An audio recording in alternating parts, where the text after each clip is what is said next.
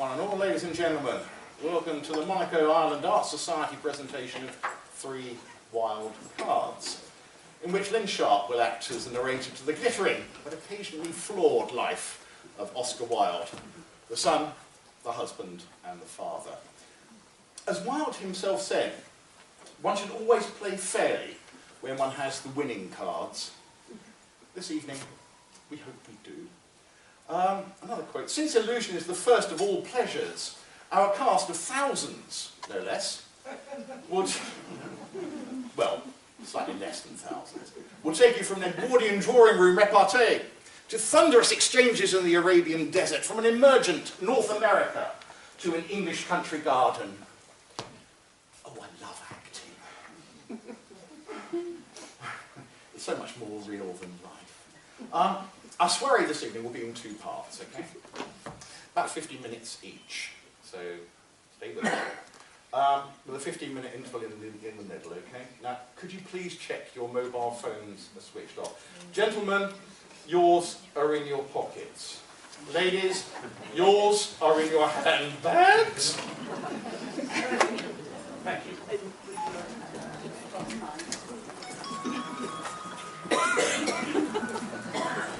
Gentlemen.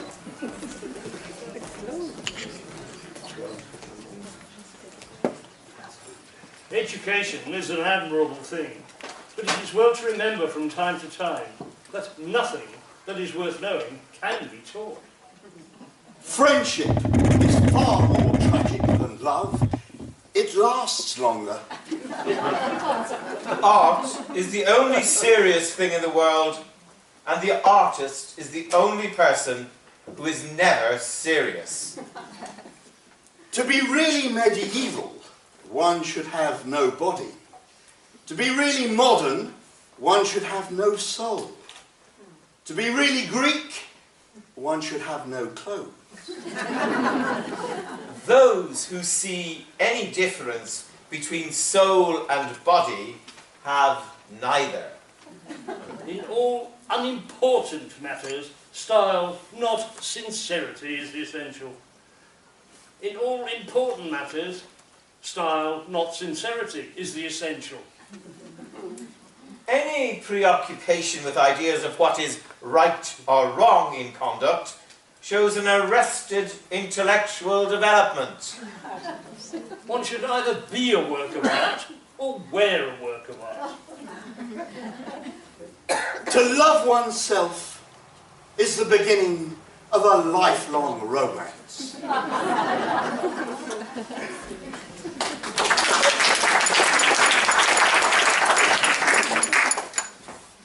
Ladies and gentlemen, with the risk of repetition, tonight we present to you 3 Wilde cards, or Oscar, the son, the husband and father. Oscar's mother, Jane Francesca Wilde, née L.G., nom de plume Speranza. Oscar, Oscar Fingal O'Flaherty Wills Wilde. Oscar's wife, Constance Mary Wilde, née Lloyd. Oscar was the second son of Speranza and Sir William Wilde, born into a wealthy, brilliant household in 1854.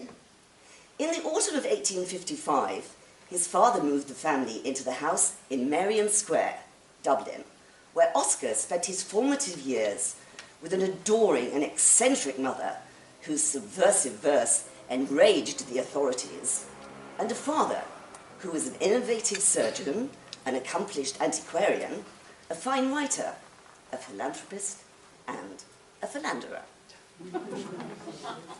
In her youth, Speranza had embraced fervently the patriotic cause of the young islanders, in the wake of Daniel O'Connell's repeal of the 1800 Act of Union with England and the need to restore the Irish Parliament. With her strong nationalistic beliefs, she wrote militant and patriotic poetry and prose for The Nation newspaper.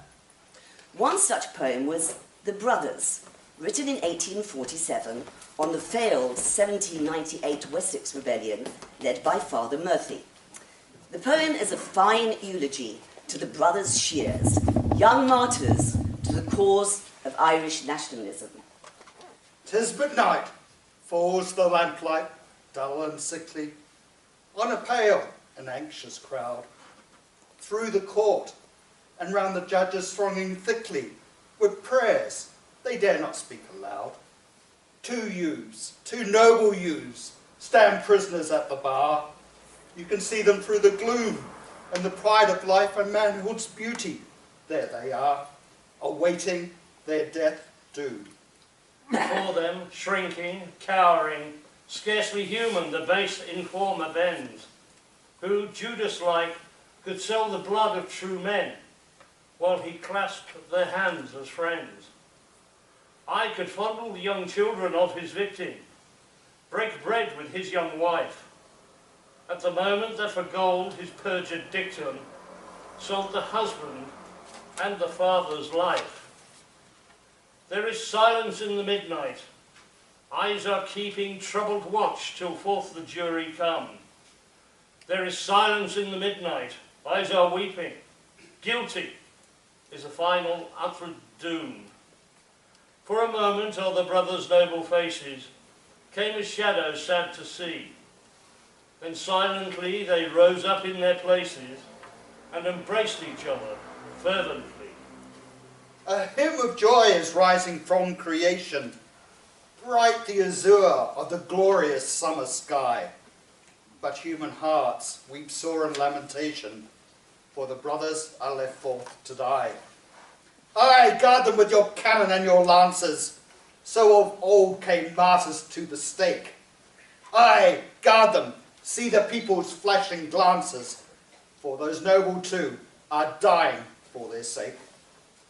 Yet none spring forth their bonds to sever. Methinks had I been there, I'd have dared 1,000 deaths ere ever the sword should touch their hair. It fall, there is a shriek of lamentation from the weeping crowd around. There still, the noblest hearts within the nation, the noblest heads lie bleeding on the ground. Years have passed since that fatal year of dying, yet lifelike to this day, in their coffins still those severed heads are lying, kept by angels from decay. Oh, they preach to us those still and pallid features, those pale lips yet implore us from their graves to strive for our birthright as God's creatures, or die if we can but live as slaves.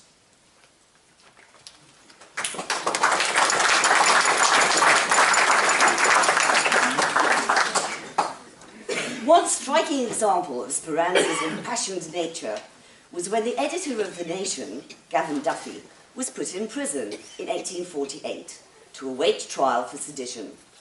In his absence, Speranza wrote editorials for 2 successive issues of the paper, and she said outright what Duffy had put circumspectly. The articles inflamed the government and were tacked on to the charges against Duffy. Speranza went to the Solicitor General, denounced herself as the author of the articles, and asked to have the added charge removed from Duffy's indictment.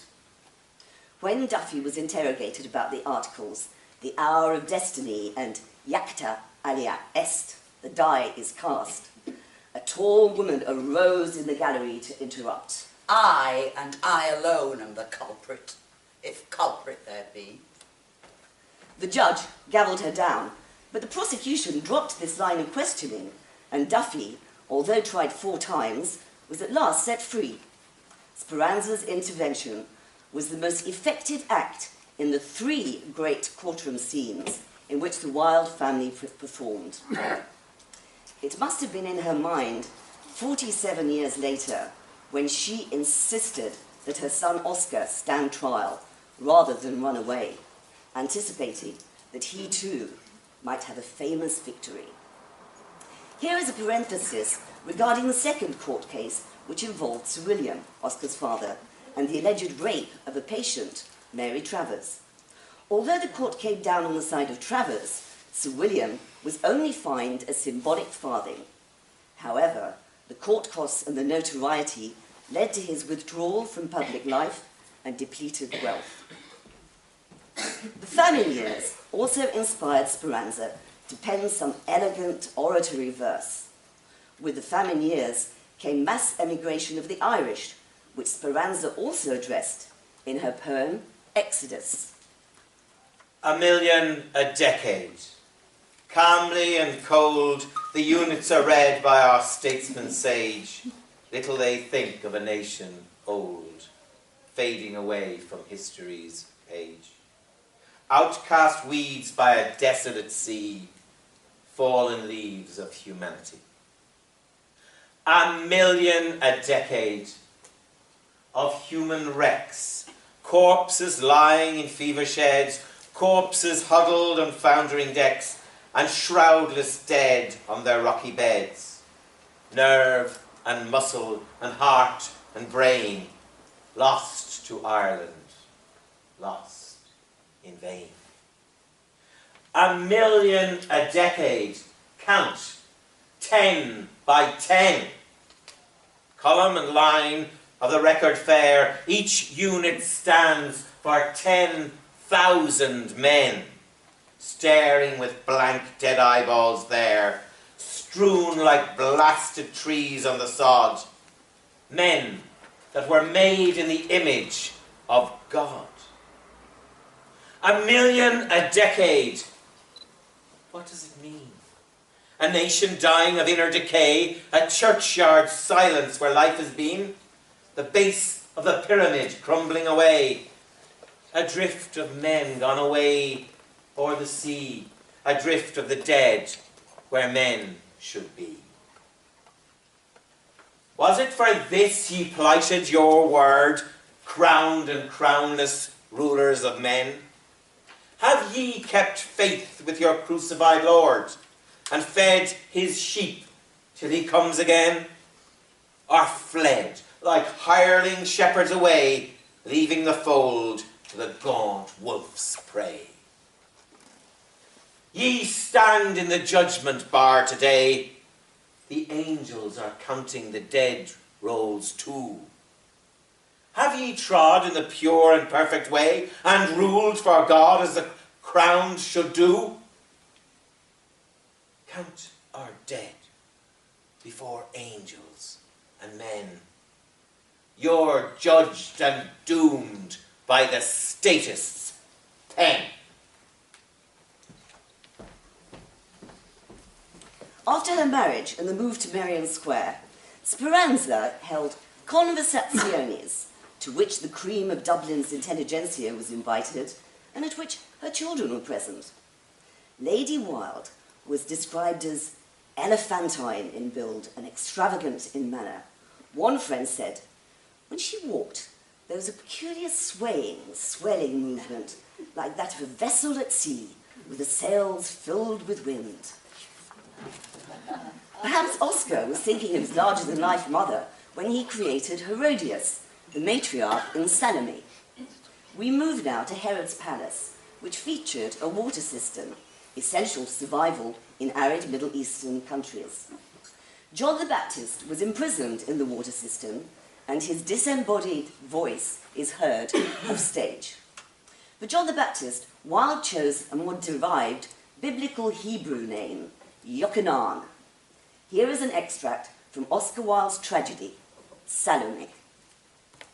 After me shall come forth another mightier than I. I am not worthy so much as to unloose the lasset of his shoes. When he cometh, the solitary places shall be glad. They shall blossom like the lily. The eyes of the blind shall see the day, and the ears of the deaf shall be opened. The newborn child shall put his head upon the dragon's lair, and shall lead the lions by their manes. I cannot stay. I will not stay. Why does the tetrarch look at me all the while with his mole's eyes under his shaking eyelids? It is strange that the husband of my mother looks at me like that. I know not what it means. In truth, yes, I know it. How sweet the air is here. I can breathe here. Within there are Jews from Jerusalem who are tearing each other in pieces over their foolish ceremonies, and barbarians who drink and spill their wine on the pavement, and Romans, brutal and coarse, with their uncouth jargon. Oh, how I loathe the Romans. They are rough and common, and they give themselves the airs of noble lords. The Lord hath come, the Son of Man hath come. Who was that? Who cried out? Rejoice not thou, land of Palestine, because the rod of him who smote thee is broken. For from the seed of the serpent shall come forth a basilisk, and that which is born of it shall devour the birds. What a strange voice. I would speak with him. I am Salome, daughter of Herodias, princess of Judea. Back, daughter of Babylon! Come not near the chosen of the Lord. Thy mother has filled the earth with the wine of her iniquities, and the cry of her sins have come up to the ears of God. Speak again, Yochanan. Thy voice is wine to me. Speak again, Yochanan, and tell me what I must do. Daughter of Sodom, come not near me, but cover thy face with a veil, and scatter ashes upon thine head. And get thee to the desert, and seek out the Son of Man. Who is he, the Son of Man? Is he as beautiful as thou art, Yochanan? Get thee behind me. I hear in the palace the beating of the wings of the angel of death. Where is Salome? Where is the princess? Why did she not return to the banquet as I commanded her? Ah, there she is. You must not look at her. You are always looking at her.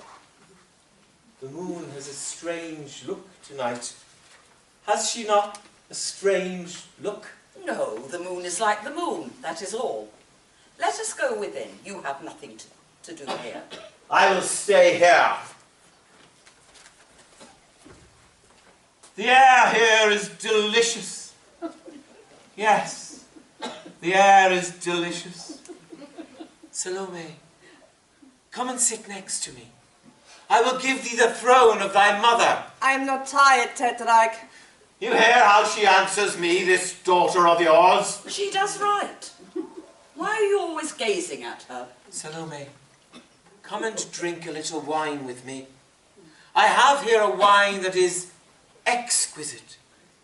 Dip into it thy little red lips, and then I will drain the cup. I'm not thirsty, Tetrarch. You see how you've brought up this daughter of yours? You see what she thinks of you. My daughter and I come of a royal race. As for you, your father was a camel driver. He was also a robber. Thou liest! Thou knowest well that it is true. Lo, the time has come. That which I foretold has come to pass, saith the Lord God. Lo, the day of which I spake. Bid him be silent. I will not listen to his voice. This man is forever vomiting insults against me. He has said nothing against you. Besides, he's a very great prophet. I do not believe in prophets. Can a man tell what will come to pass? No man knows it. Moreover, he is forever insulting me. But I think you are afraid of him. I know well that you are afraid of him. I'm afraid of him. I'm not afraid of him. I am afraid of no man. I tell you, you are afraid of him. If you are not afraid of him, why do you not deliver him to the Jews, who for these past 6 months have been clamouring for him? Enough of this subject. I have already given you my answer. I will not deliver him into your hands. He is a man who has seen God. Ah, the wanton, the harlot. Ah, the daughter of Babylon, with her golden eyes and her gilded eyelids. Thus saith the Lord God, let there come up against her a multitude of men. Let the people take stones and stone her. Command him to be silent. Let the war captains pierce her with their swords. Let them crush her beneath their shields. Nay, but it is infamous. It is thus that I will wipe out all wickedness from the earth, and that all women shall learn not to imitate her abominations. You hear what he says against me? You allow him to revile your wife? He did not speak your name. What does that matter? You know well that it is me he seeks to revile. And I am your wife, am I not? Of a truth, dear and noble Herodias, you are my wife. And before that, you were the wife of my brother. It was you who tore me from his arms. Of a truth, I was stronger. But let us not talk of that matter.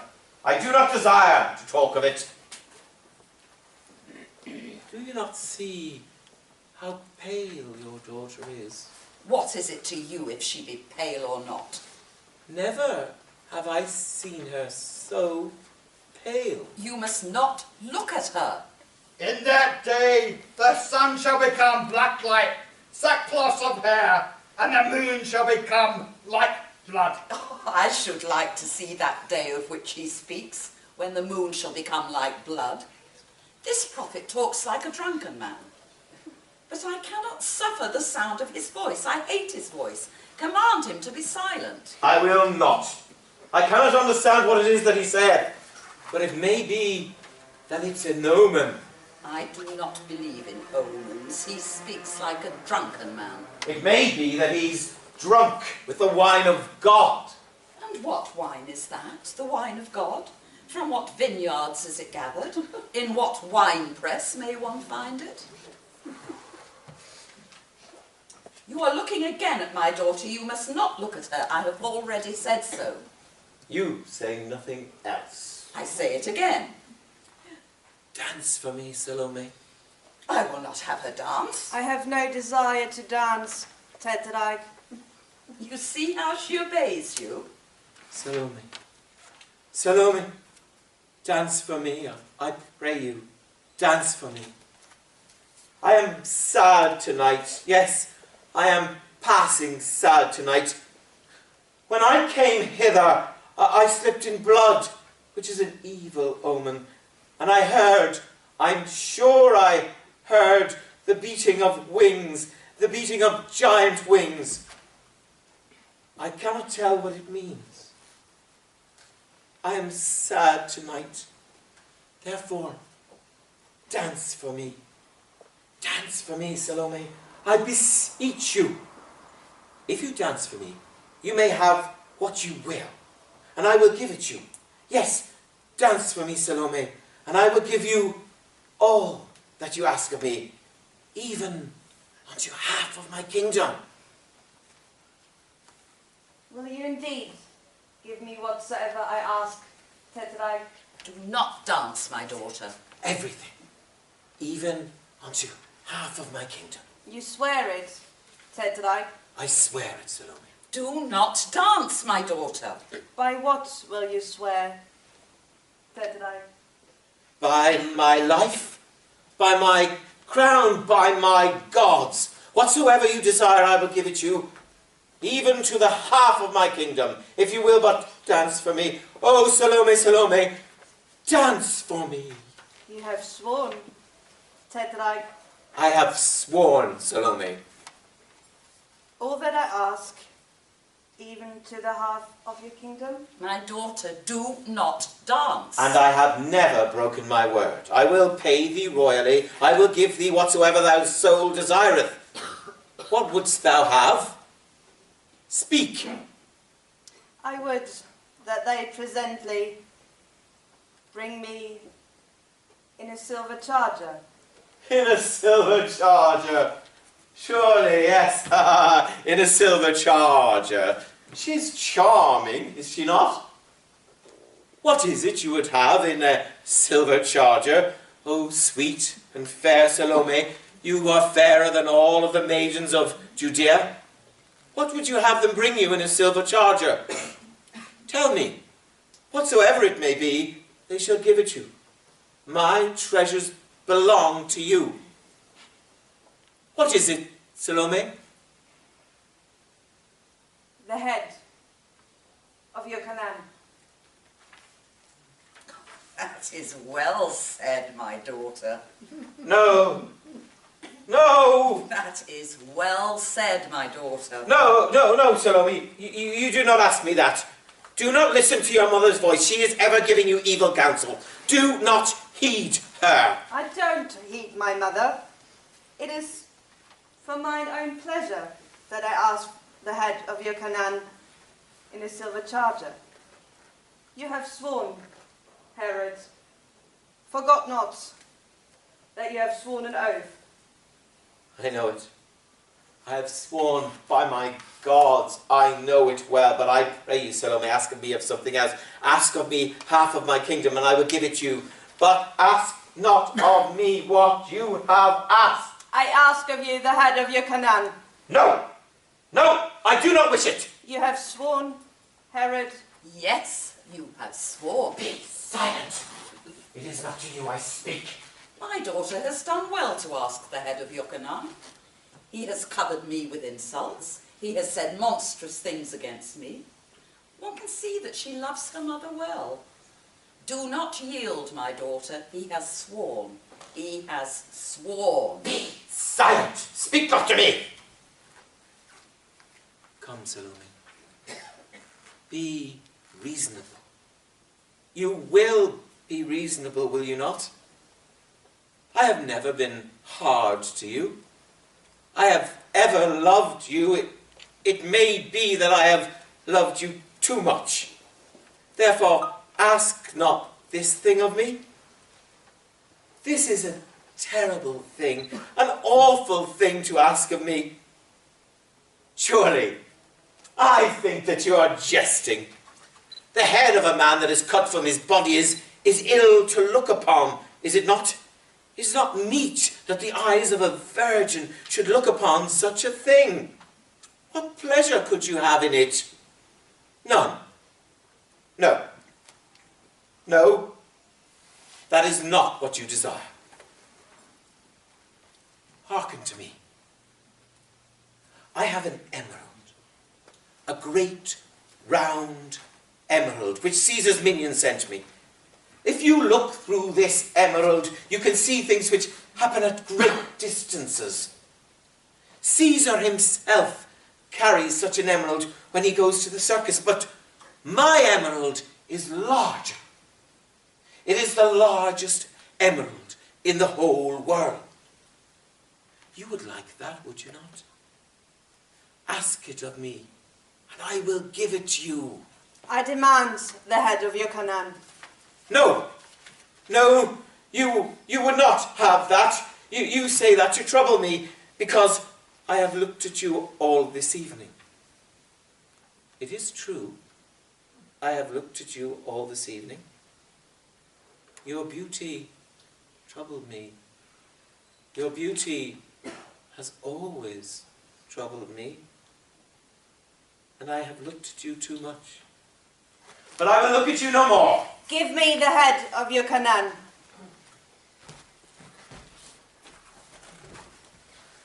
Let her be given what she asks. Of a truth, she is her mother's child. I approve of what my daughter has done, and I will stay here now.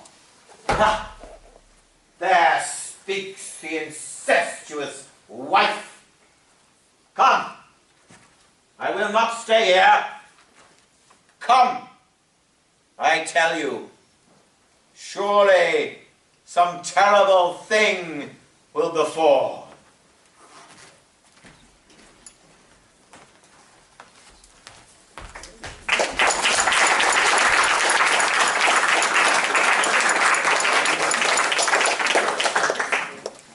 Oscar's siblings were the elder Willie and the younger Isola. The early death of Isola at the age of 9 was for Oscar a heart-rending loss. He kept a lock of her hair in an envelope which he decorated with garlands, crosses, and a crown, with the inscription, "She is not dead, but sleepeth." The envelope was found among his few belongings when he died. Oscar was only in his 13th year when Isola died, and the doctor who attended her thought him an affectionate, gentle, retiring, dreamy boy. An affectionate, gentle, retiring, dreamy boy who wrote for Isola the poem Requiescat. Tread lightly. She is near under the snow. speak gently, she can hear the lilies grow. All her bright golden hair tarnished with rust, she that was young and fair, fallen to dust. Lily-like, white as snow, she hardly knew she was a woman, so sweetly she grew. Coffin board, heavy stone, lie on her breast, I vex my heart alone. She is at rest.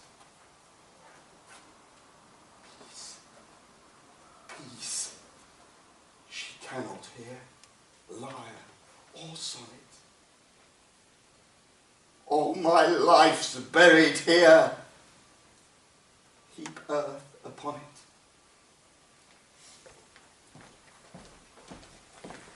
The whole family bitterly mourned Isola's death. Lady Wilde wrote to a close Swedish friend. I write to you in deep affliction. We have lost our darling only daughter. She had been a little ill with fever in the winter, but recovered. Then we sent her for a change of air to her uncle's about 50 miles away. There she had a relapse and sudden effusion on the brain. We were summoned by telegraph and only arrived to see her die. Such sorrows are hard to bear. My heart seems broken. Still, I feel I have to live for my sons, and thank God they are as fine a pair of boys as one could desire.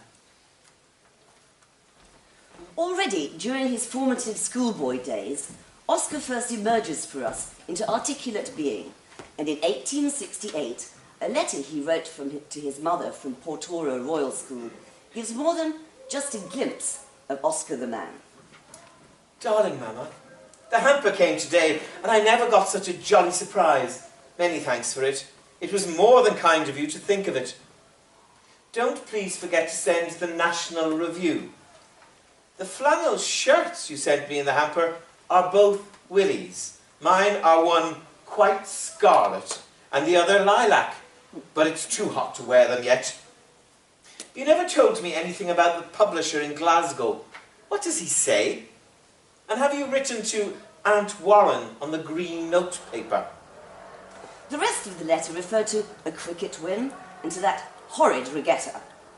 Accompanying the letter was a sketch captioned, "Ye delight of ye boys at ye hamper, and ye sorrow of ye hamperless boy." Is this the assembly of the Oscar we think of? He is on excellent terms with his darling mother. With a precocious sense of the ridiculous, he pictures the scene of felicity and misery which the delivery of the hamper had created. An appetite for dramatic representation, perhaps. Other predilections are clear. Cricket interests him mildly. Rowing, not at all. Eventually, he dismissed these two team sports as bats and boats, preferring riding, shooting, and fishing. The letter also reveals his 13-year-old taste in clothing were dandies, discriminating between his own scarlet and lilac shirts and the unmentionable colours of his brother Willie's. From Portoro Royal School onwards, Oscar enjoyed a blazing trail of academic achievement, on to Trinity College Dublin, and from there to Magdalen College Oxford, culminating in first-class honours in Literae Humanioris and the Newdigate Prize for his poem Ravenna. Lady Wilde saluted her son in a letter to the Olympic victor. Oh, Gloria, Gloria! Thank you a million times for the telegram. You can now trust your own intellect and know what it can do. I should so like to see the smile on your face now. Ever and ever, with joy and pride, your loving mother. This intimate wink at Oscar as a son and brother might be juxtaposed with his portrayal of Jack Worthing's lack of parental lien in The Importance of Being Earnest. Oscar's childhood and adolescence had been happy despite the untimely demise of Isola, although his parents had been far from conventional and with considerable paternal extramarital relationships. and a parallel brood of illegitimate siblings. And in adulthood, his imagination stretched to much more bizarre beginnings in life than his own. This scene from The Importance of Being Earnest has delighted audiences worldwide for well over a century.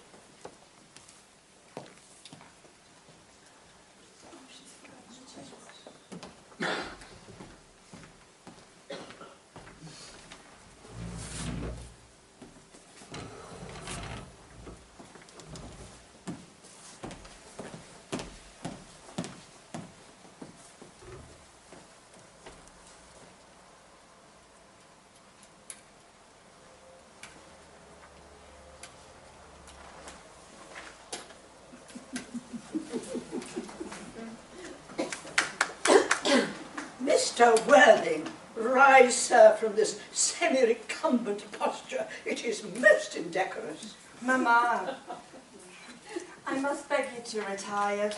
This is no place for you.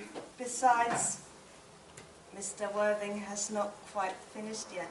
Finished what, may I ask? I'm engaged to Mr. Worthing. Pardon me, you are not engaged to anyone. When you do become engaged to someone, I or your father, should his health permit him, will inform you of the fact. An engagement should come on a young girl as a surprise, pleasant or unpleasant, as the case may be. It is hardly a matter that she could be allowed to arrange for herself. And now, I have a few questions to put to you, Mr. Worthing. While I am making these inquiries, you, Gwendolen, will wait for me below in the carriage. Mamma! In the carriage, Gwendolen. Gwendolen, the carriage! Yes, Mamma.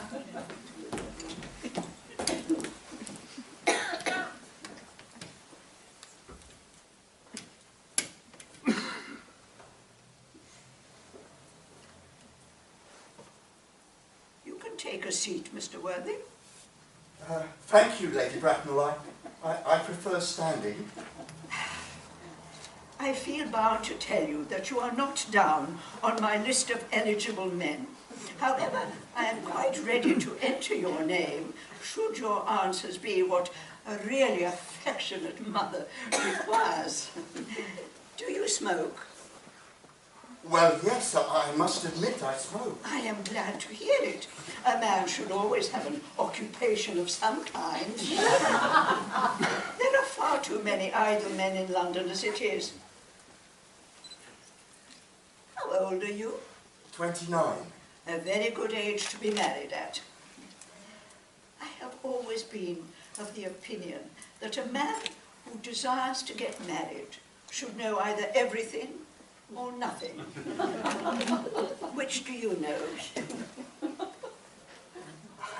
I know nothing, Lady Bracknell. I am pleased to hear it. I do not approve of anything that tampers with natural ignorance.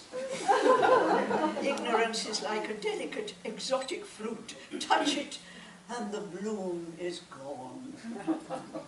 The whole theory of modern education is radically unsound. Fortunately, in England, at any rate, education produces no effect whatsoever. If it did, it would have prove a serious danger to the upper classes and probably lead to acts of violence in Grosvenor Square. What is your income? Between 7,000 and 8,000 a year. In land or in investments? In investments, chiefly. That is satisfactory. What between the duties expected of one during one's lifetime and the duties exacted from one after one's death, land has ceased to be either a profit or a pleasure. It gives one position, but prevents one from keeping it up. That's all that can be said about land. I have a country house with some land, of course, attached to it, about 1,500 acres, I believe. But I don't depend on that for my real income. In fact, as far as I can make out, the poachers are the only people who make anything out of it. A country house, How many bedrooms? Well, that point can be cleared up afterwards. You have a townhouse, I hope. A gal with a simple, unspoiled nature like Gwendolen could hardly be expected to reside in the country. Well, I own a house in Belgrave Square, but it is let by the year to Lady Bloxham. Of course, I can get it back whenever I like, at 6 months' notice. Lady Bloxham? I don't know her. Oh, she goes about very little. She's a lady considerably advanced in years. Ah, nowadays that is no guarantee of respectability of character. What number in Belgrave Square? 149. Oh, the unfashionable side. I thought there was something. However, that could easily be altered. Oh, do you mean the fashion or the side? Both. Both, if necessary, I presume. What are your politics? Well, I'm afraid I really have none. I'm a liberal unionist. Oh, they count as Tories. They dine with us. Or come in the evening, at any rate. Now, to minor matters. Are your parents living? I have lost both my parents. To lose one parent, Mr. Worthing, may be regarded as a misfortune. To lose both looks like carelessness. Who was your father? He was evidently a man of some wealth. Was he born in what the radical papers call the purple of commerce? Or did he rise from the ranks of the aristocracy? I'm afraid I really don't know. The fact is, Lady Bracknell, I said I had lost my parents. It would be nearer the truth to say that my parents seem to have lost me. I don't actually know who I am by birth. I was found. Found? The late Mr. Thomas Cardew, an old gentleman of a very charitable and kindly disposition, found me and gave me the name of Worthing because he happened to have a first-class ticket for Worthing in his pocket at the time.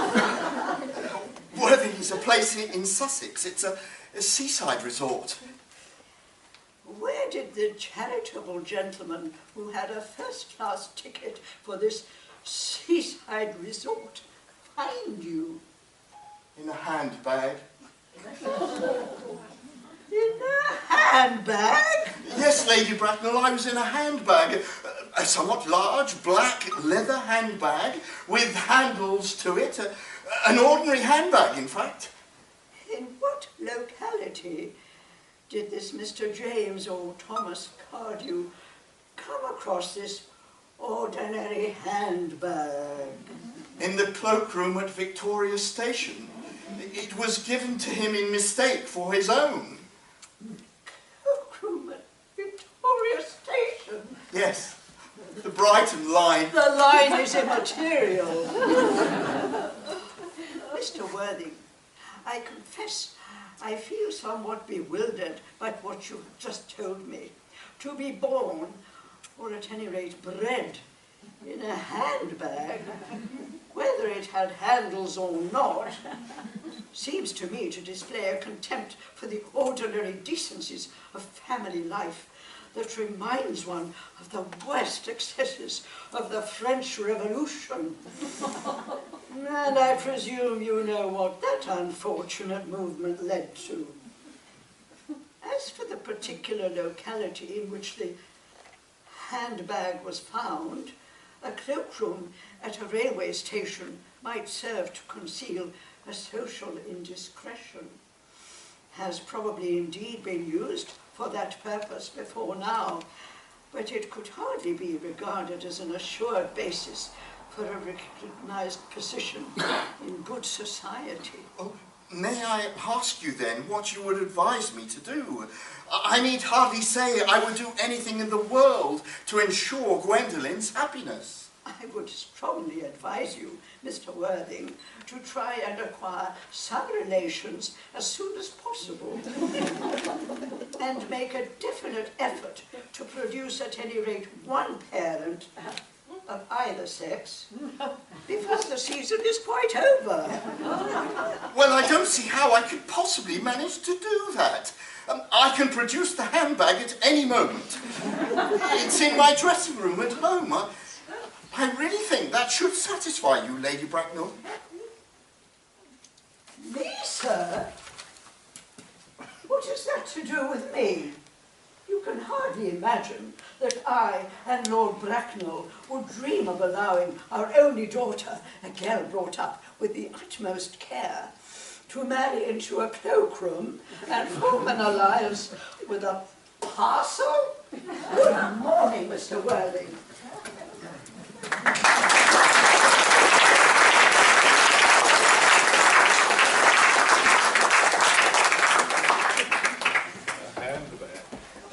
Ladies and gentlemen, we now have that interval. For those of you who can resist everything but temptation, the bar is now open. For some of you, again. I've been asked by Aisling if you could, thanks to Lady Bracknell, I've been asked if you could, by Aisling, if you could form a line at the bar. Oh, forget that. The line is immaterial.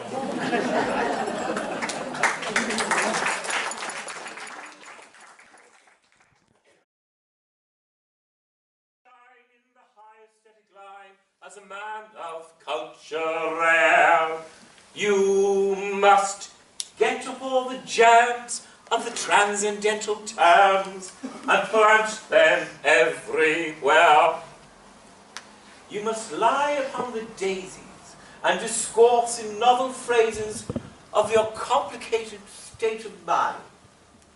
The meaning doesn't matter if it's only idle chatter of a transcendental kind, and everyone will say, as you walk your mystic way, if this young man expresses himself in terms too deep for me, why, what a very singularly deep young man this deep young man must be. Be eloquent in praise of the very dull old days which have long since passed away, and convince them if you can that the reign of good Queen Anne was culture's palmiest day. Of course you will pooh-pooh whatever's fresh and new, and declare it crude and mean.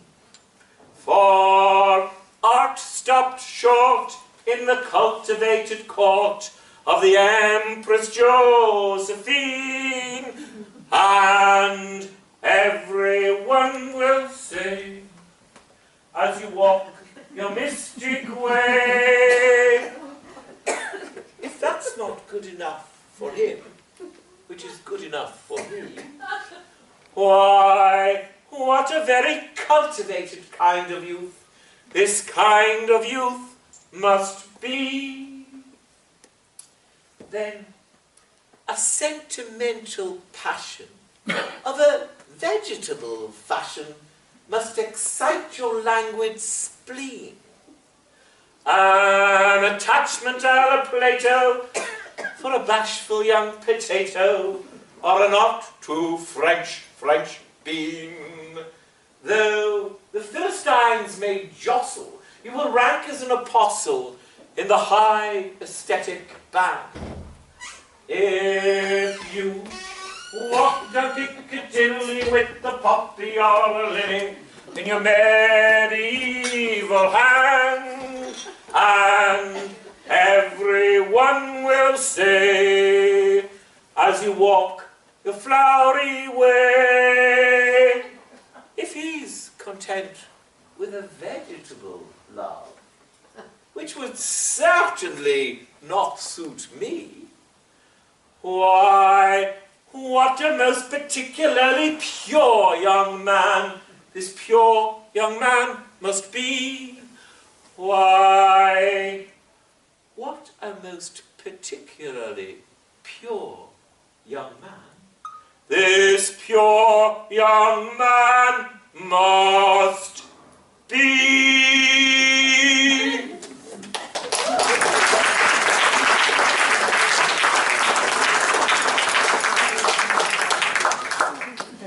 It was Richard Doyle Cart who invited Oscar to make a lecture tour of North America to pave the way for the US tour of Patience. And Oscar, this most charming aesthete, was the epitome of the affected character parodied by Reginald Buckthorne in the song we have just heard, Am I Alone and Unobserved? Thank you, Nick. Oscar has now graduated from Magdalen College, Oxford, and with the last of his inheritance from the sale of his father's houses, set himself up as a bachelor in London. Chronologically, we fast forward to the ideal husband to find the bachelor Oscar in Lord Goring, dandy, wit, and sublimely self-confident.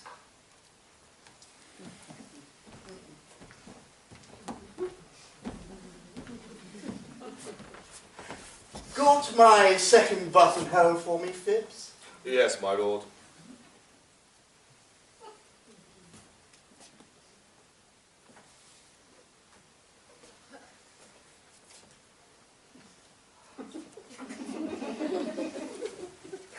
Rather distinguished thing, Phipps.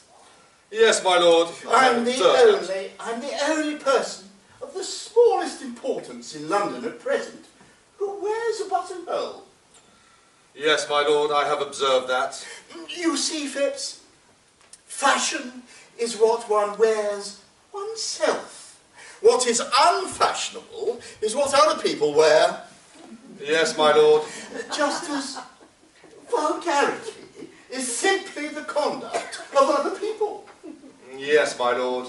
And falsehood, the truths of other people. Yes, my lord.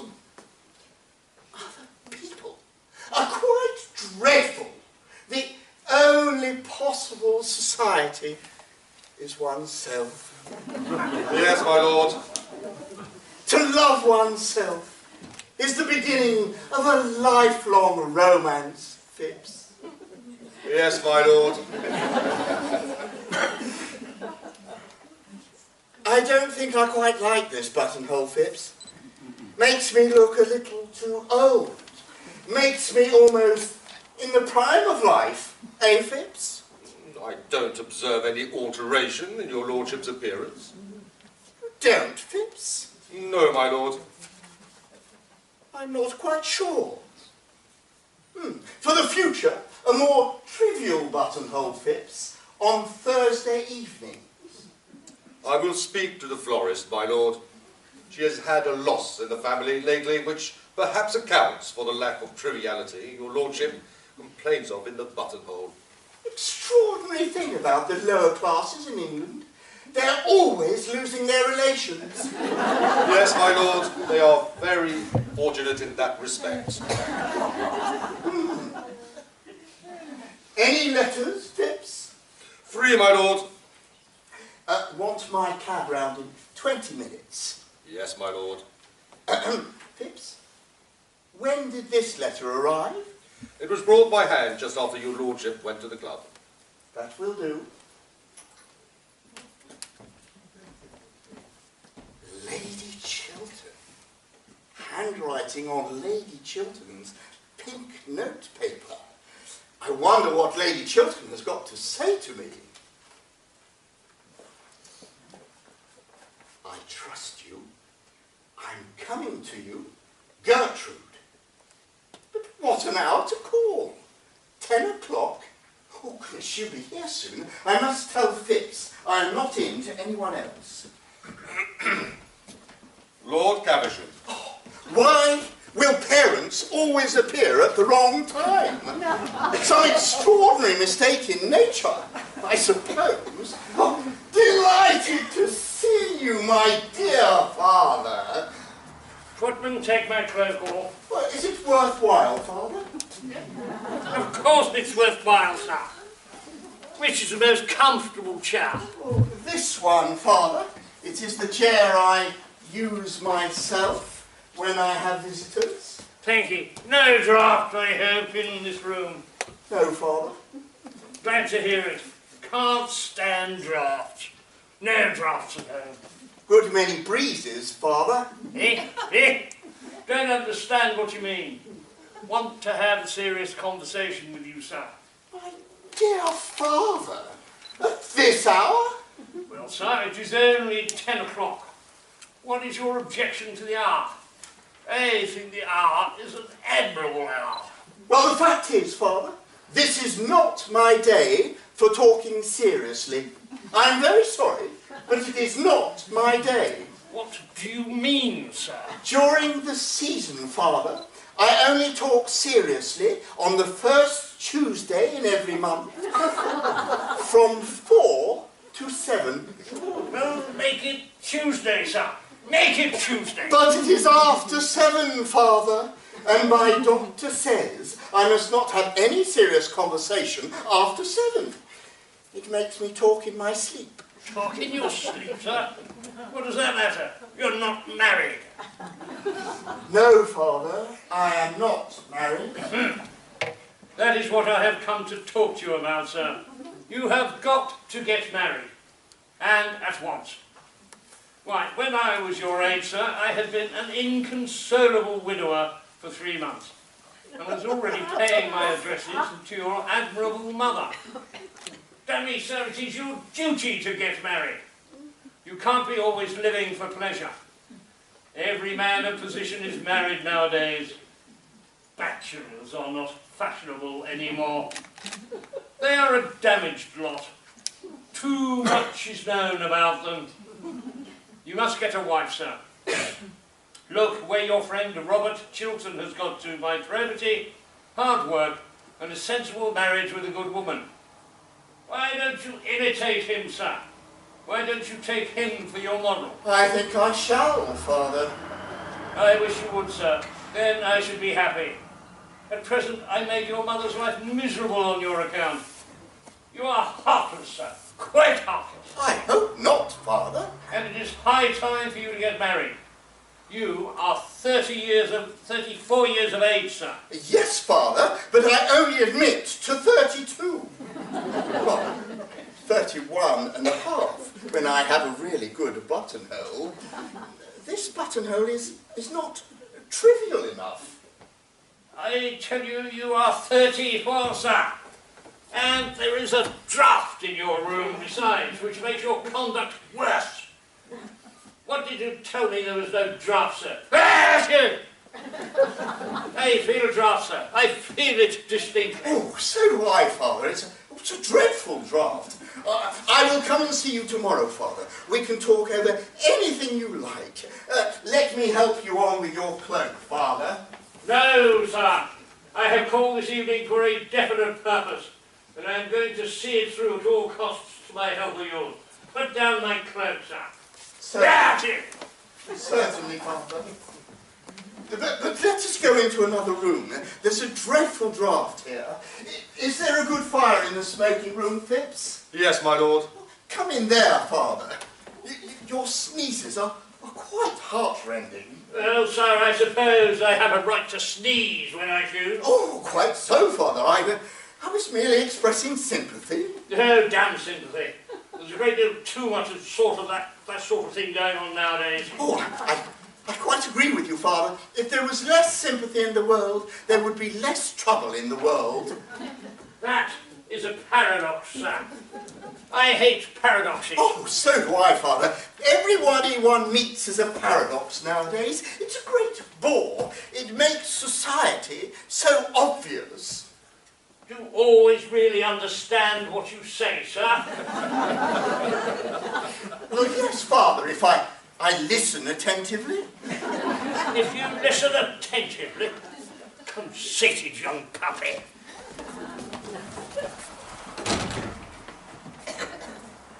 Phipps, there is a lady coming to see me this evening on particular business. show her into the drawing room when she arrives. You understand? Yes, my lord. It is a matter of the gravest importance, Phipps. I understand, my lord. No one else is to be admitted under any circumstances. I understand, my lord. My dear father, if I am to get married, surely you will allow me to choose the time, place and person. Well, particularly the person. That is a matter for me, sir. You would probably make a very poor choice. It is I who should be consulted, not you. There is property at stake. It is not a matter for affection. Affection comes later on in married life. Yes, in married life affection comes when people thoroughly dislike each other, father, doesn't it? No, certainly, sir. I mean, certainly not, sir. You are talking very foolishly tonight. When I say that marriage is a matter for common sense. Women who have common sense are so curiously plain, father, aren't they? Of course, I'm only speaking from hearsay. Oh, no woman, plain or pretty, has any common sense at all, sir. Common sense is the privilege of our sex. Quite so. And we men are so self-sacrificing that we never use it, do we, father? I use it, sir. I use nothing else. So my mother tells me. It is the secret of your mother's happiness. You are very heartless, sir. Very heartless. Yes, I hope not, father. yes, my clothes.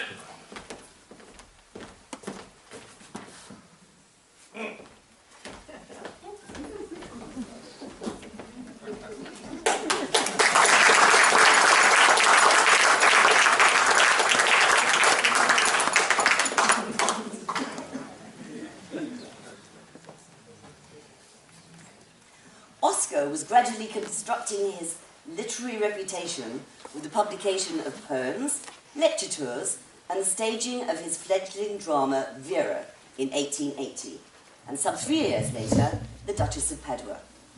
In parallel, his flamboyant clothing and behaviour combined to ensure that by the time he was introduced to Constance Lloyd in 1881, he was a well-known personage in society. Constance was beautiful, intelligent, scholarly, and an art lover, attributes highly compatible with Oscar's character. 2 years later, she was visiting Dublin when Oscar was lecturing there. He proposed to her, and 2 days later, Constance wrote to Oscar in the most passionate terms. My own darling Oscar, I have just got your letter, and your letters always make me mad for joy, and yet more mad to see you, and feel once again that you are mine, and that it is not a dream, but a living reality, that you love me. How can I answer your letters? They are far too beautiful for any words of mine. I can only dream of you all day long, and it seems if everyone I met must know my secret, and seeing my face, how I love you. My own love. If you had your magical crystal, you would see nothing, believe me. But your own dear image there forever, and in my eyes, you shall see reflected naught but my love for you. Oh, Oscar, how shall I ever love you? I worship you, my hero and my God. You may give up your lecturing, if you will, for as long as I live, you shall be my lover. You must come to me on Saturday. I cannot live until Christmas without you, and yet I know if you do not come, you cannot. Oh, through the early watches of the night, your image is ever present with me, and I cannot sleep.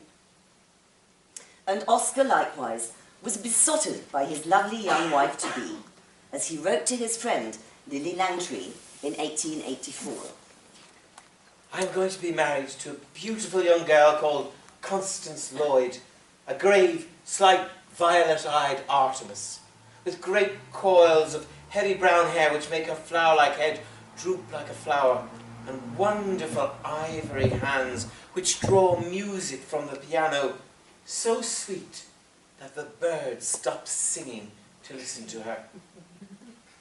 We're to be married in April. I hope so much that you will be over then.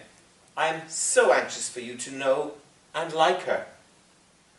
I am hard at work, lecturing and getting quite rich, though it's horrid being away from her. A high-profile couple in fin de siècle in London, Oscar and Constance, shared writing talents, both of them being editors of avant-garde periodicals. Oscar was editor for The Ladies' World, later to be relaunched as The Woman's World, and Constance was editor for the Rational Dress Society's Gazette, for its relatively brief 2 years of existence. They also shared many à la mode interests, for example, a love of Japanese art, a fascination for the occult, and an affinity with the aestheticism movement, and attended all the latest artistic and cultural happenings, like the Healtheries and the Fisheries.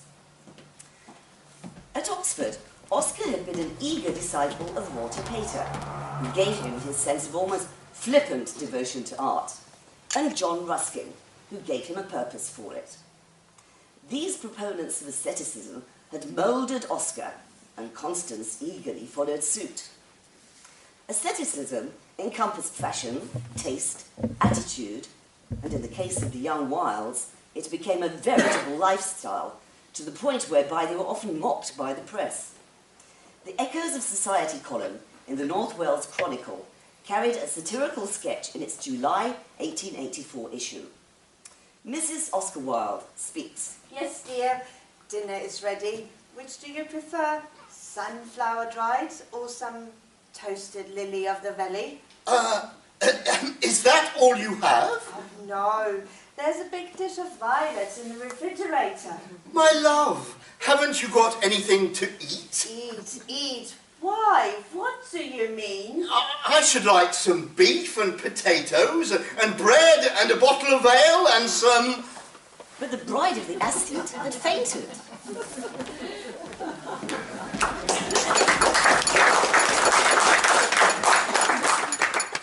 So Oscar and Constance settled into married life, a life that Oscar may later draw from in his plays.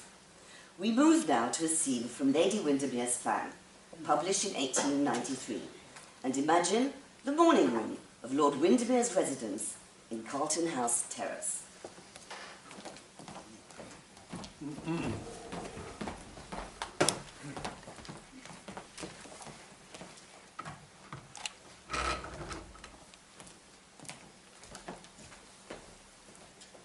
Is your ladyship at home this afternoon?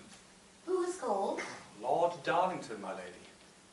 Send him up, and I'm at home to anyone who calls. Yes, my lady. It's best for me to see him before tonight. I'm glad he's called. Lord Darlington! How do you do, Lady Windermere? How do you do, Lord Darlington? No, I'm afraid I can't shake hands with you. My hands are all wet with these flowers. Aren't they lovely? They are quite perfect. And what a wonderful fan. May I look at it? Yes, do. It's got my name on it and everything. I've only just seen it myself. It's my husband's birthday present to me. You know today is my birthday. No, is it really? Yes. This is why I'm giving this party this evening. Please sit down. I wish I had known it was your birthday, Lady Windermere. I would have covered the whole street with flowers in front of your house for you to walk on. Lord Darlington, you annoyed me last night at the Foreign Office. I'm afraid you're going to annoy me again. I, Lady Windermere? I'm miserable, Lady Windermere. You must tell me what I did. You kept paying me elaborate compliments the whole evening. Nowadays, we are all of us so hard up, but the only pleasant things to pay are compliments. They're the only things we can pay. No, I'm talking very seriously. You mustn't laugh. I'm quite serious. I don't like compliments. And I don't see why a man should think he is pleasing a woman enormously when he says to her a whole heap of things that he doesn't mean. Ah, but I did mean them. I hope not. I should be sorry to have to quarrel with you, Lord Darlington. I like you very much. You know that. But I shouldn't like you at all if I thought you were what most other men are. Believe me, you are better than most other men. And I sometimes think you pretend to be worse. We all have our little vanities, Lady Windermere. Why do you make that your special one? Nowadays, so many conceited people go about society pretending to be good, that I think it shows rather a sweet and modest disposition to pretend to be bad. Besides, there is this to be said. If you pretend to be good, the world takes you seriously. If you pretend to be bad, it doesn't. Such is the astounding stupidity of optimism. Don't you want the world to take you seriously then, Lord Darlington? No, not the world. Who are the people the world takes seriously? All the dull people one can think of, from the bishops down to the boors. I should like you to take me very seriously, Lady Windermere. You, more than anyone else in life. Why? Why me? Because I think we might be great friends. Let us be great friends. You may want a friend someday. Why do you say that? Well, we all want friends at times. I think we're very good friends already, Lord Darlington. We can always remain so, as long as you don't... Don't what? Don't spoil it by saying extravagant, silly things to me. You think I'm a Puritan, I suppose. Well, I have something of the Puritan in me. I was brought up like that. I'm glad of it. My mother died when I was a mere child. I lived always with Lady Julia, my father's elder sister, you know. She was stern to me, but she taught me what the world is forgetting, the difference that there is between what is right and what is wrong. She allowed of no compromise. I allow of none. Oh, my dear Lady Windermere. You look on me as being behind the age. Well, I am. I should be sorry to be on the same level as an age like this. You think the age very bad? Yes. Nowadays, people seem to look on life as a speculation. It is not a speculation. It's a sacrament. Its ideal is love. Its purification is sacrifice. Oh, anything is better than being sacrificed. Don't say that. I do say it. I feel it. I know it. The men would like to know if they're to put the carpets on the terrace for this evening, my lady. You don't think it will rain, Lord Darlington, do you? I won't hear of it's raining on your birthday. Tell them to do it at once, Parker. Do you then, of course I'm only putting an imaginary instance, do you think that in the case of a married couple, if the husband suddenly becomes the intimate friend of a woman who, well, more than doubtful character, is always calling upon her, lunching with her, and probably paying her bills, do you think that the wife should not console herself? Console herself? Yes, I think she should. I think she has the right. Because the husband is vile, should the wife be vile also? Vileness is a terrible word, Lady Windermere. It is a terrible thing, Lord Darlington. Do you know, I'm afraid that good people do a great deal of harm in this world. Certainly the greatest harm they do is that they make badness of such extraordinary importance. It is absurd to divide people into good and bad. People are either charming or tedious. I take the side of the charming. And you, Lady Windermere, can't help belonging to them. Now, Lord Darlington, don't stir. I'm merely going to finish my flowers. And I must say, I think you are very hard on modern life, Lady Windermere. Of course, there is much against it, I admit. Most women, for instance, nowadays are rather mercenary. Don't talk about such people.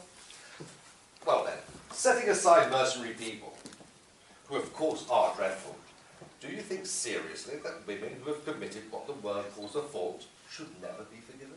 I think they should never be forgiven. And men? Do you think there should be the same laws for men as there are for women? Certainly. I think life too complex a thing to be settled by these hard and fast rules. If we had these hard and fast rules, we should find life much more simple. You allow of no exceptions. None. What a fascinating Puritan you are, Lady Windermere. The adjective was unnecessary, Lord Darlington. I couldn't help it. I could resist everything except temptation. You have the modern affectation of weakness. It's only an affectation, Lady Windermere. The Duchess of Berwick and Lady Agatha Carlisle. Dear Margaret, I'm so pleased to see you. You remember Agatha, don't you? How do you do, Lord Darlington? I won't let you know my daughter. You are far too wicked.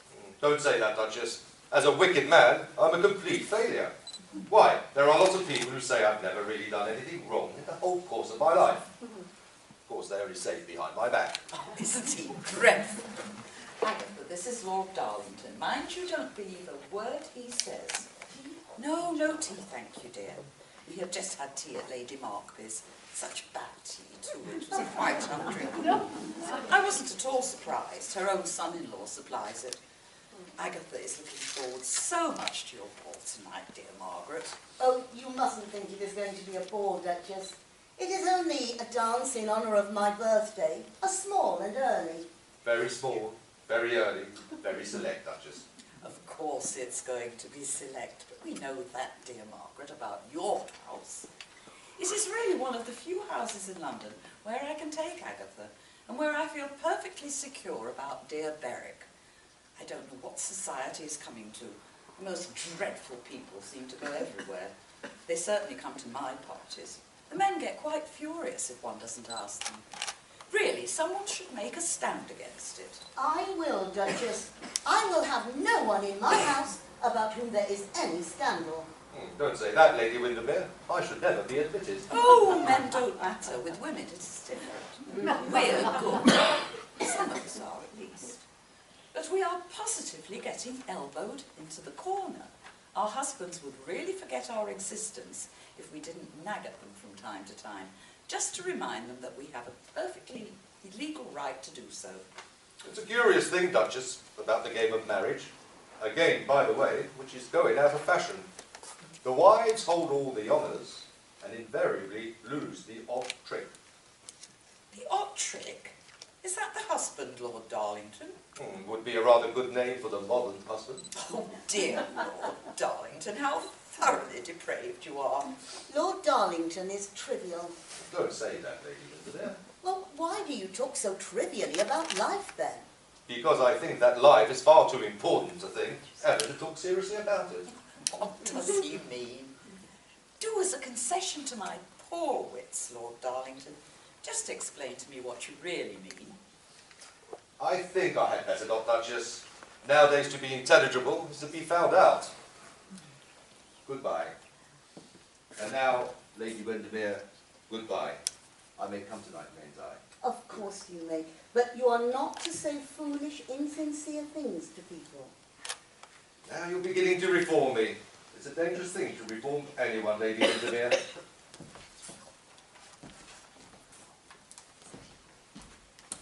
What a charming, wicked creature. I like him so much. Quite delighted he's gone. How elegant you're looking. Where do you get your gowns? And now I must tell you how sorry I am for you, dear Margaret. Agatha, darling. Yes, Mamma. Will you go and look over the photograph album that I see there? Yes, Mamma. Dear girl. She's so fond of photographs of Switzerland. Such a pure taste, I think. But I really am so sorry for you, Margaret. Why, Duchess? Oh, on account of that horrid woman. She dresses so well, too, which makes it much worse. That's such a dreadful example.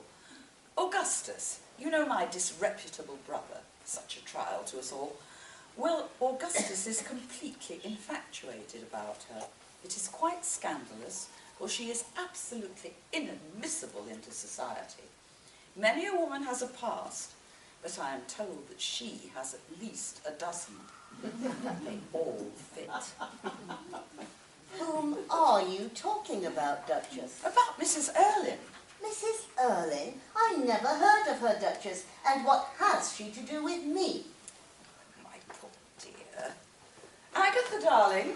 Yes, Mama. Will you go out on the terrace and look at the sunset?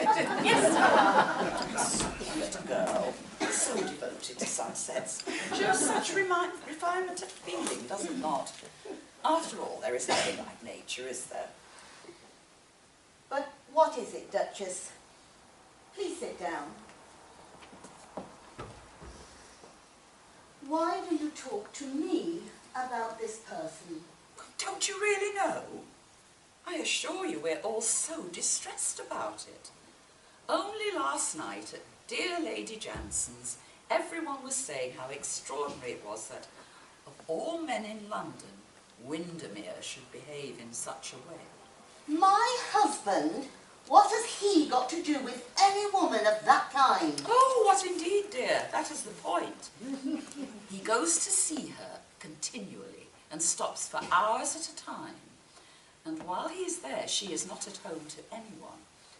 Not that many ladies call on her, dear, but she has a great many disreputable men friends, my own brother particularly, as I told you. And that is what makes it so dreadful about Windermere. We looked upon him as being such a model husband. But I'm afraid there's no doubt about it. This terrible woman has taken a house in Curzon Street. Such a respectable street, too. I don't know what we're coming to. And they tell me that Windermere goes there 4 and 5 times a week. And the worst of it all is that I have been told that this woman has got a great deal of money out of somebody. For it seems she came to London 6 months ago without anything at all to speak of. And now she has this charming house in Mayfair, drives her ponies in the park every afternoon, and all, well, all, since she has known poor dear Windermere. Oh, I can't believe it. That is quite true, my dear. The whole of London knows it. That is why I felt it was better to come and talk to you and advise you to take Windermere away at once to Homburg or to Aix, where he'll have something to amuse him and where you can watch him all day long. I assure you, my dear, that on several occasions after I was married, I had to pretend to be very ill and was obliged to drink the most unpleasant mineral waters, merely to get Berwick out of town. He was so extremely susceptible, though I am bound to say he never gave away any large sums of money to anybody. He is far too high-principled for that. Duchess, this is impossible. Are all men bad? Oh, all of them, my dear, all of them, without any exception. And they never grow any better. Men become old, but they never become good. It was only Berwick's brutal and incessant threats of suicide that made me accept him at all. And before the year was out, he was running after all kinds of petticoats, every colour, every shape, every material. And now, my dear, I must go as we're dining out. And mind you don't take this little aberration of Windermere's too much to heart. Just take him abroad and he'll come back to you all right. Come back to me? Yes, dear, these wicked women get our husbands away from us, but they always come back, slightly damaged, of course. And don't make scenes, men hate them. It is very kind of you, Duchess, to come and tell me all this. But I can't believe that my husband is untrue to me.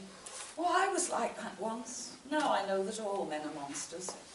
The only thing to do is to feed the wretches well. A good cook does wonders, and that I know you have. My dear Margaret, you're not going to cry. You needn't worry, Duchess. I never cry. That's quite right, dear. Crying is the refuge of plain women, but the ruin of pretty ones. Agatha, darling. Yes, Mamma? Come and bid goodbye to Lady Windermere, and thank her for your charming visit. And by the way, I must thank you for sending a card to Mr. Hopper. He's that rich young Australian people are taking such notice of at present. His father made a great fortune by selling some kind of food in circular tins. Most palatable, I believe. I fancy it is a thing the servants always refuse to eat. But the son is quite interesting.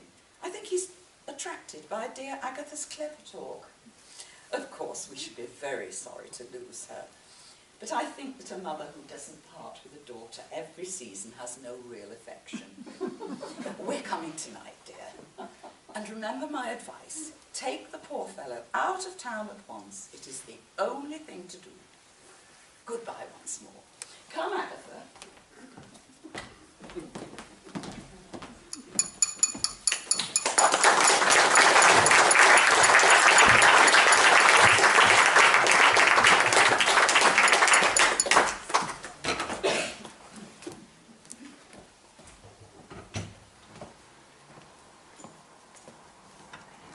Oscar and Constance had two sons, Cyril, born in 1885, and Vivian, born in 1886.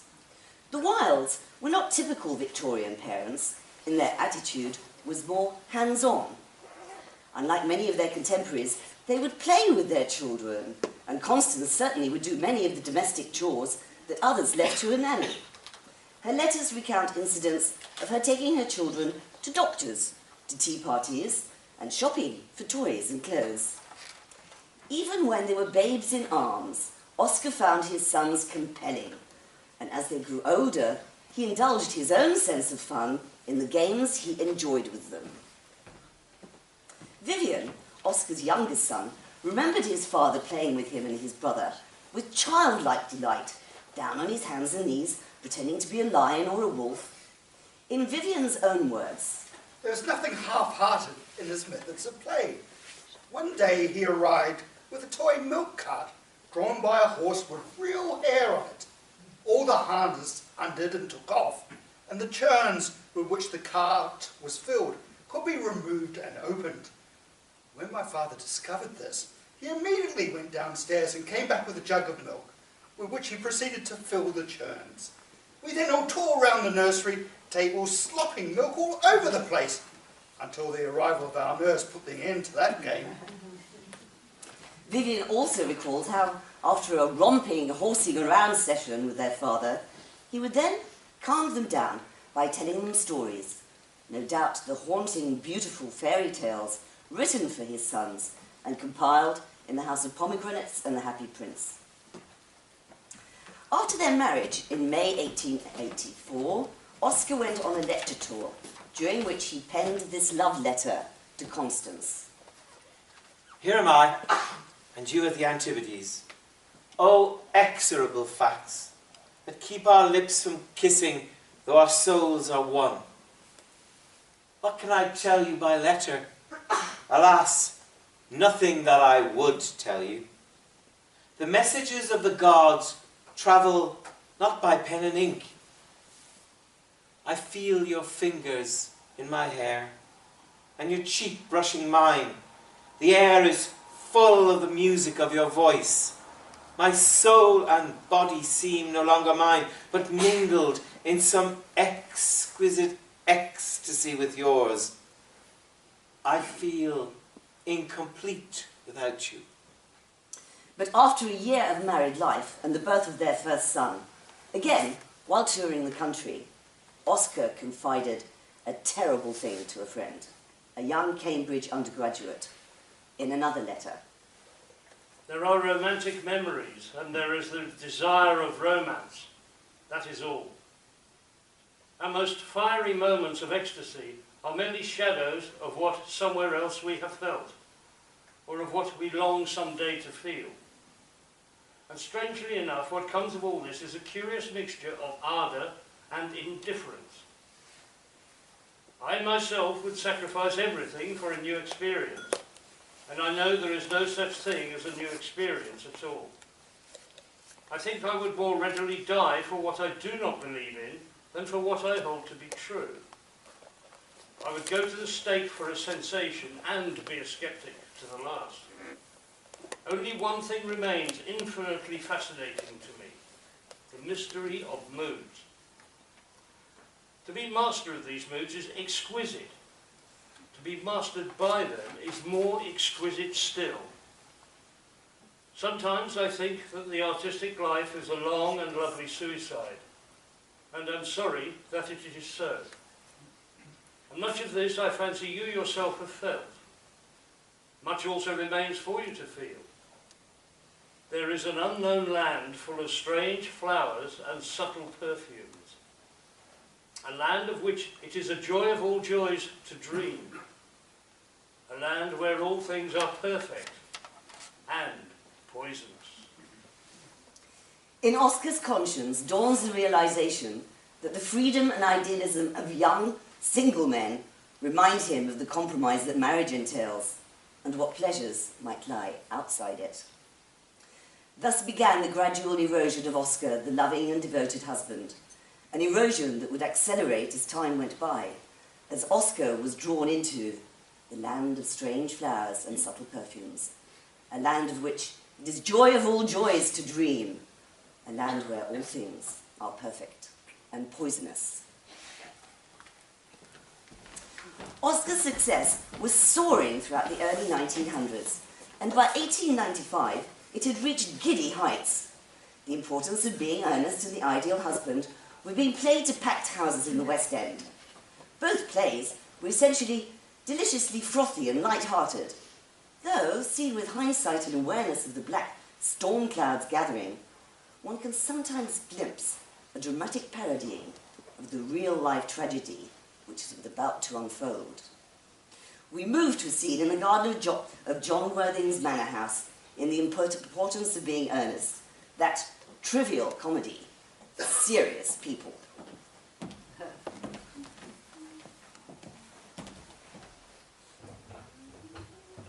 Cecily? Cecily?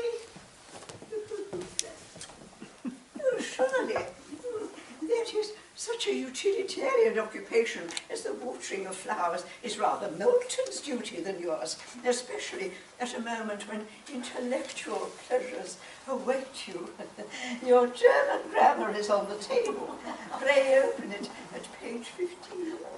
We will repeat yesterday's lessons. But I don't like German. It isn't at all a becoming language. I know perfectly well that I look quite plain after my German lessons. Child, you know how anxious your guardian is that you should improve yourself in every way. He laid particular stress on your German as he was leaving for town yesterday. Indeed, he always lays stress on your German when he's leaving for town. Dear Uncle Jack is so very serious. Sometimes he's so serious that I think he cannot be quite well. Your guardian enjoys the best of health, and his gravity of demeanour is especially to be commended in one so comparatively young as he is. I know of no one who has a higher sense of duty and responsibility. I suppose that is why he often looks a little bored when we three are together. Cecily, I'm surprised at you. Mr. Worthing has many troubles in his life. Idle merriment and triviality would be out of place in his conversation. You must remember his constant anxiety about that unfortunate young man, his brother. I wish Uncle Jack would allow that unfortunate young man, his brother, to come down here sometimes. We might have a good influence over him, Miss Prism. I'm sure you certainly would.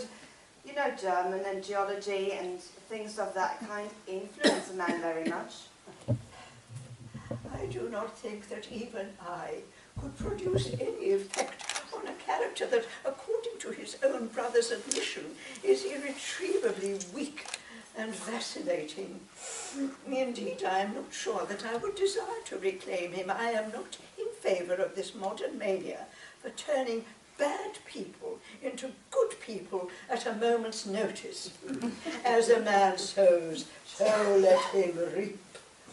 You must put away your diary, Cecily. I really don't see why you should keep a diary at all. I keep a diary in order to enter the wonderful secrets of my life. If I didn't write them down, I should probably forget all about them. Memory, my dear Cecily, is the diary that we all carry about with us.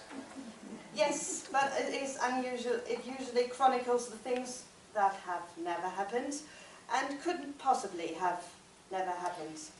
I believe that memory is responsible for nearly all the 3-volume novels that Moody sends us. Do not speak slightingly of the 3-volume novel, Cecily. I wrote one myself in earlier days. Oh, did you really, Miss Prism? How wonderfully clever you are.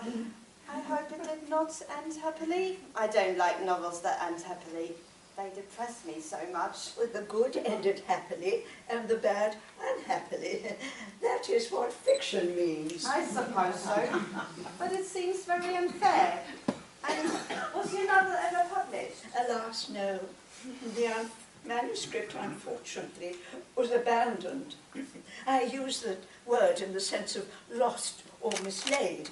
To your work, child. These speculations are profitless. But I see Dr. Chasuble coming up through the garden.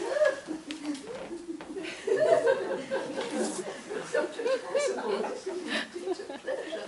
And how are we this morning? Miss Prism, you are, I trust, well. Miss Prism has just been complaining of a slight headache. I think it would do her so much good to have a short stroll with you in the park, Dr. Chasuble. Cicely, I have not mentioned anything about a headache. No, dear Miss Prism, I know that, but I felt instinctively that you had a headache. Indeed, I was thinking about that and not about my German lesson when the rector came in. I hope, Cecily, you are not inattentive. Oh, I'm afraid I am. Oh, that is strange. Were I fortunate enough to be Miss Prism's pupil, I would hang upon her lips. I spoke metaphorically. My metaphor was drawn from bees.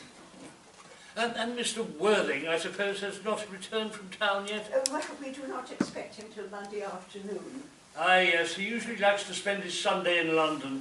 He is not one of those whose sole aim is enjoyment, as by all accounts that unfortunate young man, his brother, seems to be. But I must not disturb Egeria and her pupil any longer.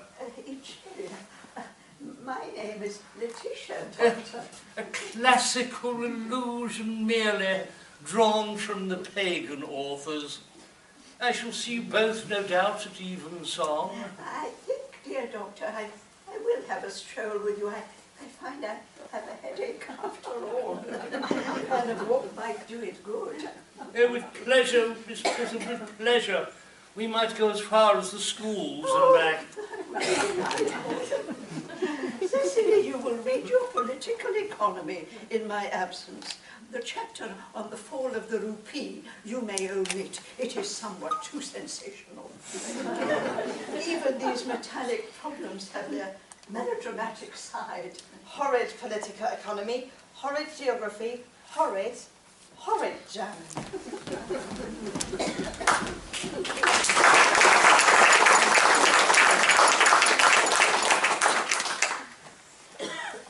Too much alone, dear Dr. Chasuble. You should get married. A misanthrope I can understand, a womanthrope never. Oh, believe me, I do not deserve so neologistic a phrase. The precept, as well as the practice of the primitive church, was distinctly against matrimony. That is obviously the reason why the primitive church has not lasted up to the present day. And you do not seem to realize, dear Doctor, that by persistently remaining single, a man converts himself into a permanent public temptation. Men should be more careful. This very celibacy leads weaker vessels astray. Is a man not equally attractive when married? No married man is ever attractive except to his wife. Often I have been told, not even to her. That depends on the intellectual sympathies of the woman. And maturity can always be depended on. Ripeness can be trusted. Young women are green. I spoke horticulturally. My metaphor was drawn from fruits. And where is Cecily? Well, perhaps she followed us to the schools. Mr. Worthing. Mr. Worthing? This is indeed a surprise. We did not look for you till Monday afternoon. I have returned sooner than I expected. Dr. Chasuble, I hope you are well. Dear Mr. Worthing, I trust this garb of woe does not betoken some terrible calamity. My brother. Oh, shameful deaths and extravagance. Still leading his life of pleasure. Dead? Your brother Ernest dead? Quite dead. What a lesson for him. I hope he will profit by it. Mr. Worthing, I offer you my sincere condolence. You have at least the consolation of knowing that you are always the most generous and forgiving of brothers. Poor Ernest. He had many faults, but it is a sad, sad blow. Very sad indeed. Were you with him at the end? No, he died abroad. In Paris, in fact. I had a telegram last night from the manager of the Grand Hotel. Was the cause of death mentioned? A severe chill, it seems. As a man sows, so shall he reap. Oh, charity, my dear Miss Prism, charity. None of us are perfect. I myself am peculiarly susceptible to drafts. Will the interment take place here? No, he seems to have expressed a desire to be buried in Paris. In Paris? I fear that hardly points to any very serious state of mind of the last. You would no doubt wish me to make some slight allusion to this tragic domestic affliction next Saturday. My sermon on the meaning of the manner in the wilderness can be adapted to almost any occasion, joyful or, as in the present case, distressing. I have preached it at harvest celebrations, christenings, confirmations, on days of humiliation and festival days. The last time I delivered it was in the cathedral as a charity sermon on behalf of the Society for the Prevention of Discontent among the Upper Orders. The bishop, who was present, was much struck by some of the analogies I drew. Ah, that reminds me. You mentioned christenings, I think, Dr. Chasuble. I suppose you know how to christen, all right? I mean, of course, you are continually christening, aren't you? It is, I regret to say, one of the rector's most constant duties in this parish. I have often spoken to the poorer classes on the subject, but they don't seem to know what thrift is. But is there any particular infant in whom you are interested, Mr. Worthing? Your brother was, I believe, unmarried, was he not? Oh, yes. People who live entirely for pleasure usually are. But it was not for any child, dear doctor. I'm very fond of children. No, the fact is, I would like to be christened myself this afternoon, if you have nothing better to do. But surely, Mr. Worthing, you have been christened already. I don't remember anything about it. But have you any grave doubts on the subject? I certainly intend to have. Of course, I don't know if the thing would bother you in any way, or if you think I'm a little too old now. Oh, not at all. The sprinkling and indeed immersion of adults is a perfectly canonical practice. Immersion? Oh, you need have no apprehensions. Sprinkling is all that is necessary, or indeed, I think, advisable. Our weather is so changeable. At what hour would you wish the ceremony performed? Oh, I might trot around about 5, if that would suit you. Oh, perfectly, perfectly. In fact, I have 2 similar ceremonies to perform at that time. A case of twins that occurred recently in one of the outlying cottages on your own estate. Poor Jenkins, the carter, a most hard-working man. Oh. I don't see much fun being christened along with other babies. It would be childish. Would 5:30 do? Oh, admirably, admirably. And now, dear Mr. Worthing, I will not intrude any longer into a house of sorrow. I would merely beg you not to be too bowed down by grief. What seem to us bitter trials are often blessings in disguise. This seems to me a blessing of an extremely obvious kind.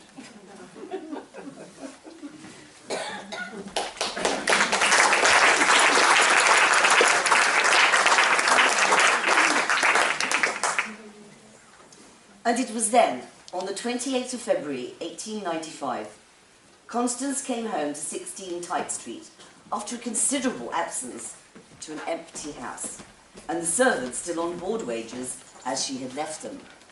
Oscar had not set foot in the place, She had grown very much out of touch regarding her husband's recent activities. Arthur, the butler, had pressed a note into her hand the minute she had walked through the door. The note read, Dear Constance, I am coming to see you at 9 o'clock. Please be in. It is important. Ever yours, Oscar. Oscar had always been ridiculed. He had often suffered worse than ridicule from those envious of his talent. But in the last year, Constance knew all too well that there had been terrible accusations levelled against her husband, worse than anything any critic or detractor had attempted before. Society was about to martyrise its erstwhile darling. In an agonised passage in De Profundis, written in Reading jail, Oscar Wilde wrote, My parents had bequeathed me a name they had made noble and honoured, not merely in literature, art, archaeology and science, but in the public history of my own country. In its evolution as a nation, I had disgraced the name eternally. I had made it a low byword among low people. I had dragged it through the very mire. I had given it to brutes that they might make it brutal, and to fools that they might turn it into a synonym for folly. Oscar had loved and been loved passionately as a son, husband and father. But it was a very different love which brought about his tragic downfall. During his prosecution, Oscar was asked, "What is the love that dare not speak its name?" quoting from Oscar's correspondence. And he replied, at first hesitantly, then eloquently.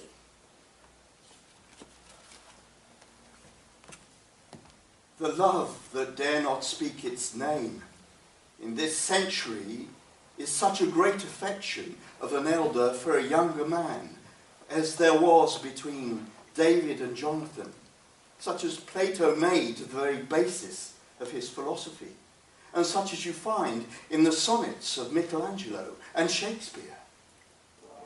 It is that deep spiritual affection that is as pure as it is perfect. It dictates and pervades great works of art, like those of Shakespeare and Michelangelo, and those two letters of mine, such as they are.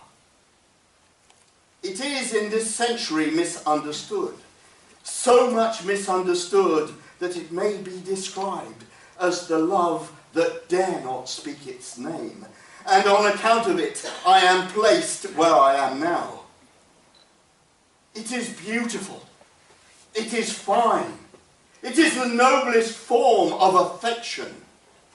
There is nothing unnatural about it. It is intellectual, and it repeatedly exists between an elder and a younger man, when the elder man has intellect, and the younger man has all the joy, hope, and glamour of life before him. That it should be so, the world does not understand.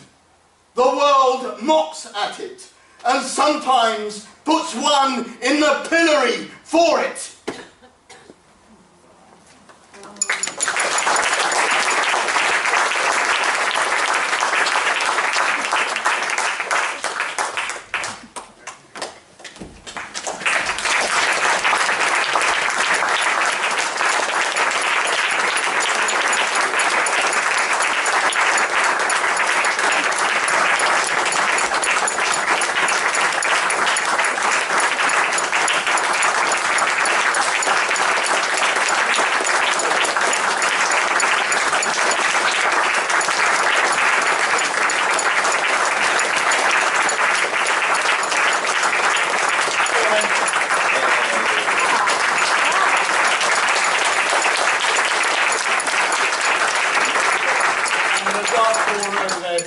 Very reluctant to come out is obviously Virginia.